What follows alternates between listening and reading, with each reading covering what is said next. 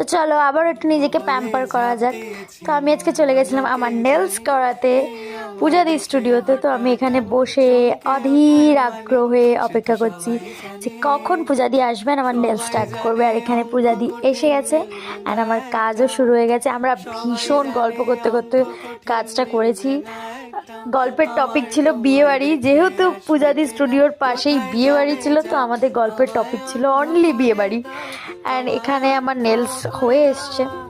আমি সম্পূর্ণটাই পূজাদির ওপরে ডিপেন্ড করে গেছি যে পূজাদি তোমার মতো করে নেলসটা তুমি করে দাও, বাস আমার হাতে ভালো লাগলেই হলো। তো এখানে আমার হাসিটা দেখেই বুঝতে পারছো কতটা ভালো লেগেছে আমার নেলসটা।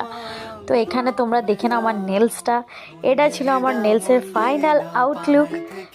আমার তো ভীষণ ভীষণ ভীষণ পছন্দ হয়েছে। তোমাদের যাদের যাদের ভালো লেগেছে, তোমরা যারা যারা চাও এত সুন্দর নেলস করাতে, তারা পূজাদিকে বুক করতে পারো।